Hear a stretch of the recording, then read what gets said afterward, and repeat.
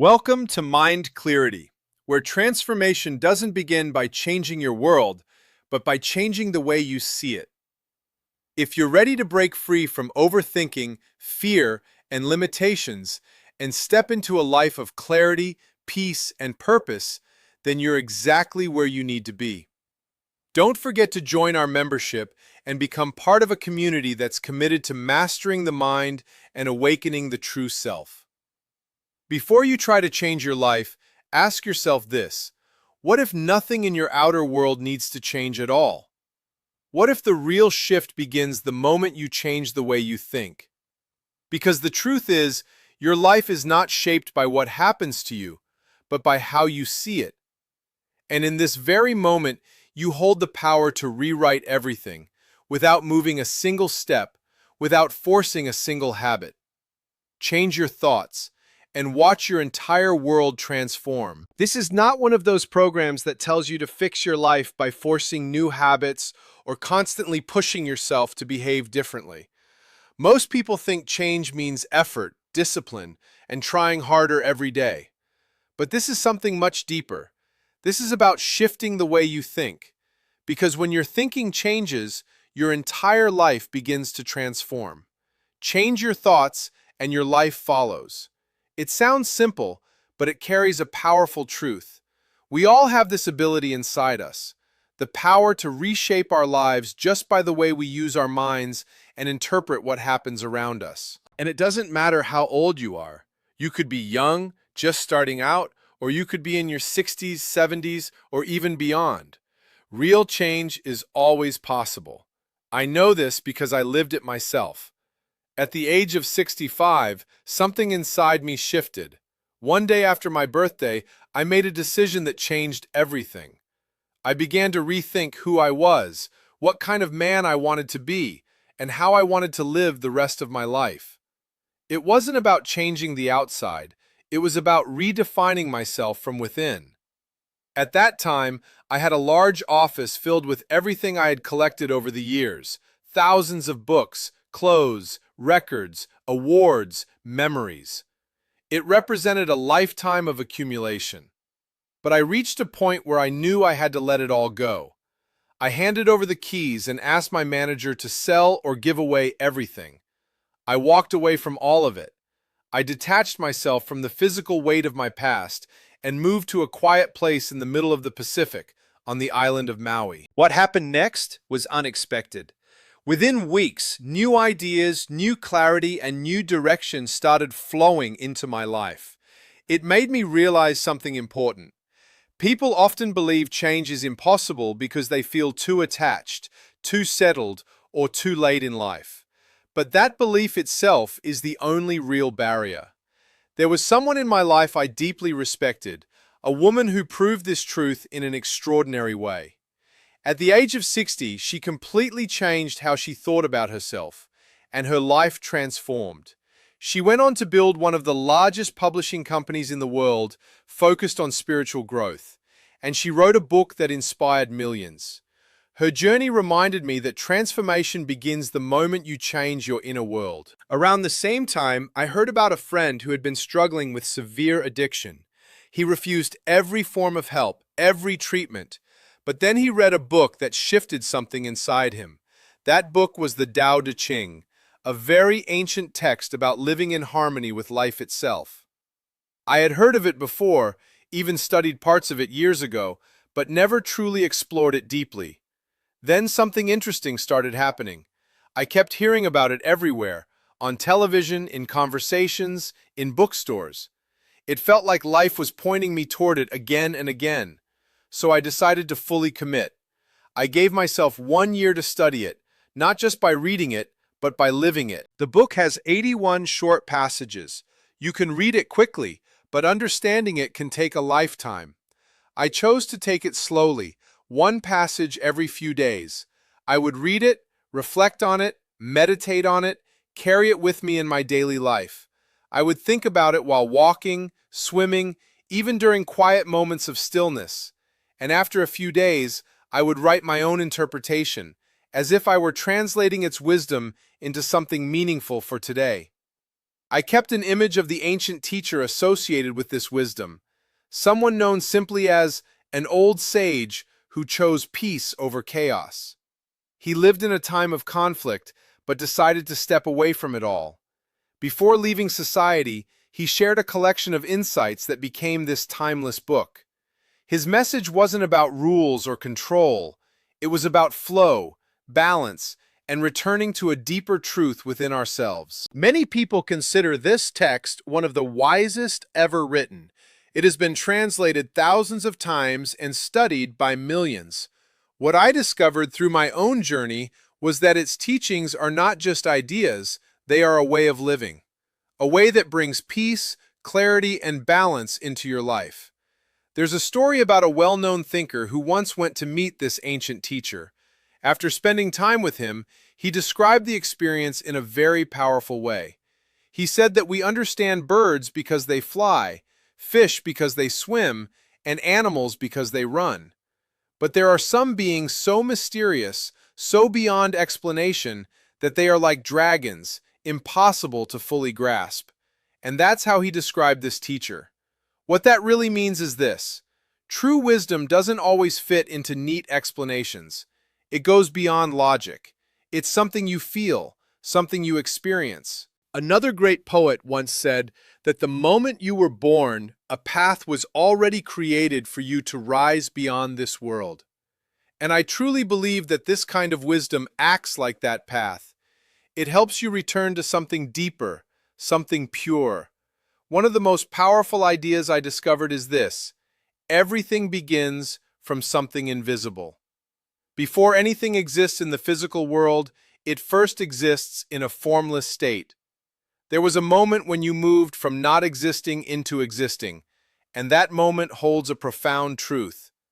The real journey is not about becoming something new. It's about returning to what you already are at your core. It's about living from that deeper spiritual awareness instead of being lost in the surface of life. When you begin to see life this way, everything changes. You stop forcing things. You stop chasing. You start aligning. And when that happens, life begins to unfold in ways you never expected. This isn't about changing your life the way most people think, by forcing new habits, fixing behaviors, or constantly trying to become someone else. This is something deeper. It's about changing the way you think, because the moment your thinking shifts, your entire life begins to move with it. Change your thoughts, and your life follows. That's not just an idea. It's something I've come to believe at the deepest level. I truly feel that every one of us has the ability to completely transform our life just by how we use our mind and how we interpret what happens around us. And it doesn't matter how old you are. You could be young, or you could be in your 60s, 70s, or beyond. It's never too late. I know this because I lived it. When I turned 65, something changed in me. The very next day, I made a decision that altered everything. I stopped identifying with who I thought I was, and I started redefining the kind of person I wanted to be moving forward. It was like something inside me woke up and said, "It's time." And I listened. At that time, I had a life filled with possessions, an office packed with thousands of books, clothes, records, awards, memories of everything I had built over the years. And then I did something that surprised even me. I let it all go. I handed everything over and walked away from it. Not because I had to, but because I felt called to. I detached myself from a lifetime of accumulation and moved to a quiet place in the middle of the ocean, starting fresh. And in that space of letting go, something incredible happened. New ideas, new clarity, and unexpected opportunities started coming into my life.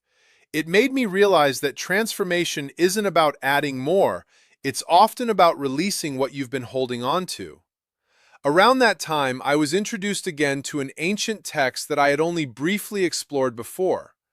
This time, it kept appearing in my life again and again, almost as if it was calling me. So I decided to fully commit to it. I spent an entire year studying it deeply, reading, reflecting, meditating, and trying to live its wisdom in my daily life.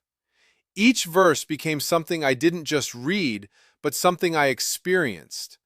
I would sit with it, think about it while walking, swimming, or practicing yoga, and slowly it began to change the way I saw everything. What I discovered is that true wisdom isn't about control, it's about alignment.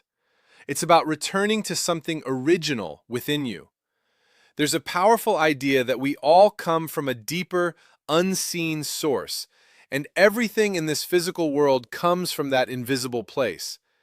And the purpose of life, in many ways, is to return to that awareness while still living here. There's a line that says our journey is really about coming back to where we started, but this time, seeing it clearly for the first time. That idea stayed with me. It made me understand that growth isn't about becoming something new, it's about remembering who you truly are. And then there's this powerful concept, learning to die while you're still alive. Not physically, but mentally. Letting go of the identity you've been clinging to. Letting go of the ego, the labels, the attachments. Because only then can you step outside the cage you didn't even realize you were in. There's a story that illustrates this beautifully. A man once kept a parrot in a cage, treating it well, feeding it, caring for it. One day, he visited the jungle where the parrot originally came from and shared the bird's message with the wild parrots. Upon hearing it, one of them fell over as if dead. Later, when the man told his pet what happened, the caged parrot did the same. Thinking it had died, the man took it out of the cage, only for it to suddenly fly away. When he asked why it did that, the parrot explained that the other bird had shown it the only way to escape, by appearing lifeless. In other words, it had to die to be free. That's what we're being asked to understand. To step outside of the identity we've built and see that we've been living inside limitations we accepted without question. One of the most important shifts you can make is learning to trust your own nature. From the moment you were formed, everything about you developed perfectly without your control. There was no fear, no doubt, you simply trusted the process. But somewhere along the way, you were taught not to trust yourself. Instead, you learned to define yourself by what you own, what you do, and what others think of you. That's the ego stepping in, taking over, and pushing aside that deeper connection you once had. But your true nature is still there. It hasn't gone anywhere. It's quiet, but it's always guiding you. And when you begin to trust it again, everything starts to shift. Think about it. Everything in existence has its own nature. Animals, plants, even the smallest forms of life, they all follow their nature effortlessly. And you are no different. You were never meant to struggle against who you are. The challenge is that we've been conditioned to look outside for validation. We measure ourselves through comparisons, achievements, and approval. But none of that defines you at your core. There's a simple truth in this. You came from nothing visible, and one day you'll return to that same place. From nowhere to now here, and eventually back again. And in between those 2 points, you've been given the chance to experience life.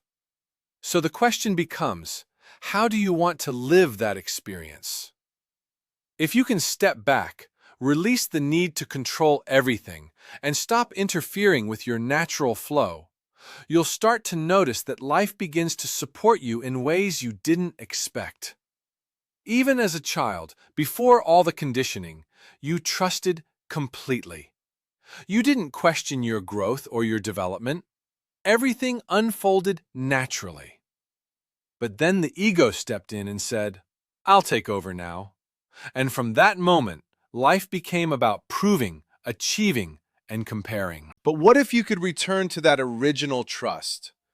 What if you could live from that place again, where you're not driven by fear or validation, but by something deeper and more authentic? That's what this journey is really about. Not becoming someone new, but remembering who you've always been. She once told a story about giving something away to someone who truly needed it, and it stuck with me. Moments like that remind you what really matters. And now here she is, my daughter Tracy, about to turn 40. Time moves, life evolves, and so do we. What we really need to learn is how to work with our ego. That part of us that believes our identity comes from what we own, what we do, or what others think about us.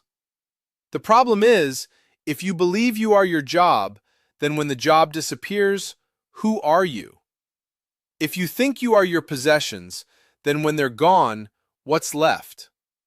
And if your identity depends on other people's opinions, then you're constantly at the mercy of their judgment. So the goal isn't to destroy the ego, it's to retrain it.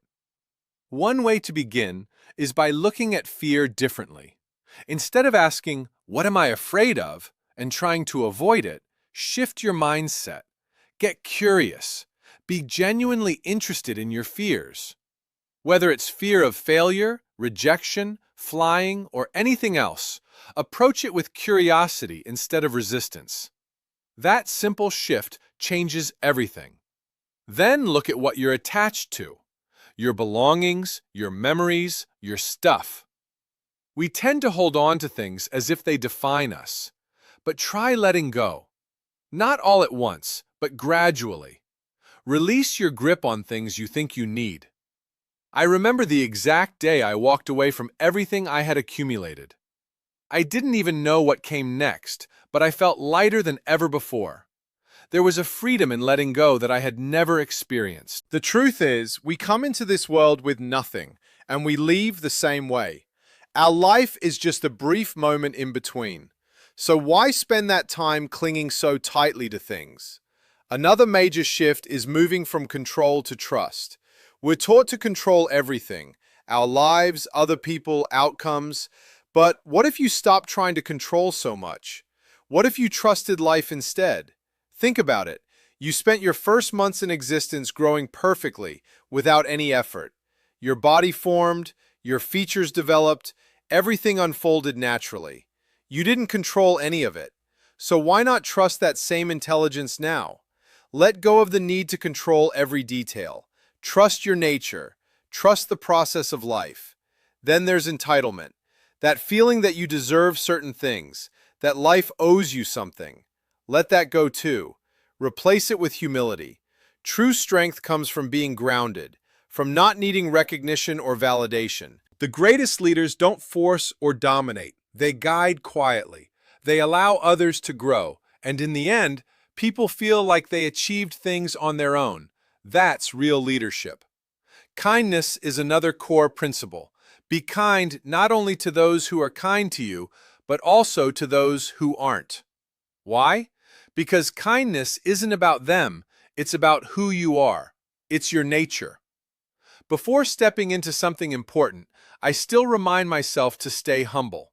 I ask for guidance, from whatever you choose to call it: God, source, energy, the universe. That awareness removes fear. When you truly feel that you're not alone, doubt begins to fade. I once heard a powerful idea. If you truly understood what walks beside you at all times, you would never feel fear again. There's also a simple but profound act you can do. Help someone feel less alone. That's it. Sometimes the greatest impact comes from the smallest gestures. Another shift is moving away from the constant need for more. More money, more things, more recognition. It's never ending. But what if you practiced contentment instead? Be satisfied with what you already have. Live with a sense of, this is enough. Because when you realize you have enough, you're already rich. We live in a world that constantly tells us we're missing something, that we need to buy more, achieve more, become more. But that's just noise. You don't need more to be complete. There's a beautiful idea. The more you give, the more you experience abundance. Not by collecting, but by sharing. I remember teaching this lesson to my son in a simple way. He had a favorite shirt, and I asked for it. At first, he resisted. It was his favorite, after all. But eventually, he gave it to me. And I wore it every day, showing him what it means to truly let go of something you love. Over time, something shifted in him. He started to feel joy in giving, not loss. That's the essence of it. Learning to release attachment, even to the things you value most. There's also something called the 80-20 idea. Most of us use only a small portion of what we own. The rest just sits there, unused. So why not give that unused portion away? And then take it a step further. Try giving away something you actually like. That's where real growth happens. When you have enough, stop adding more. Whether it's possessions, food, or anything else, know when your cup is full. Balance is key. Life becomes more peaceful when you reduce excess and support what's lacking. That's how harmony is created. There's a beautiful thought from a poet. The sun shines on the earth every day and never once asks for anything in return. Imagine living like that, giving freely, without expecting anything back. That kind of love lights up everything. For me, one of the most powerful practices has been starting each day with gratitude. Before anything else, just saying thank you. It shifts your entire mindset. It grounds you in appreciation rather than lack. And when it comes to the deeper truth of life, whatever you call it, you can't fully define it. The moment you try to label it, you limit it. It's beyond names, beyond concepts. It's simply there, constantly creating, constantly flowing. When you begin to live with trust, humility, contentment, and a willingness to let go, something changes inside you. Life feels lighter, more peaceful, more meaningful. And you realize you didn't need to become someone else. You just needed to return to who you already are. At the end of it all, what this entire journey is really asking of you is something both simple and profound. To return to yourself, but this time with awareness.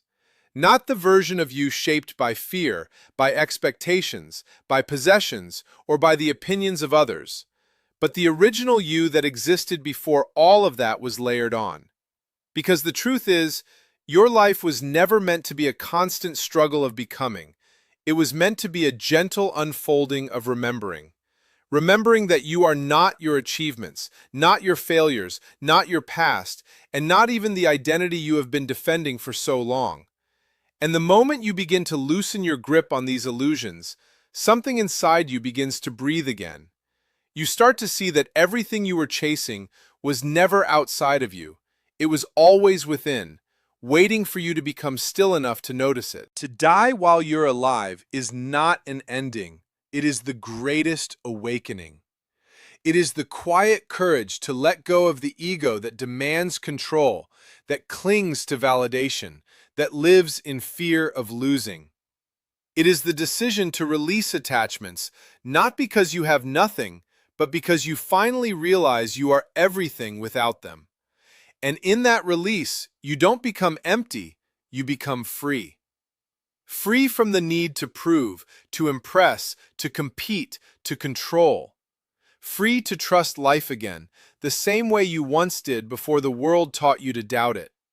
Because life has always been working with you, not against you, guiding you even in moments when you felt lost. When you shift from fear to curiosity, from control to trust, from attachment to surrender, and from entitlement to humility, you begin to move in harmony with something far greater than yourself.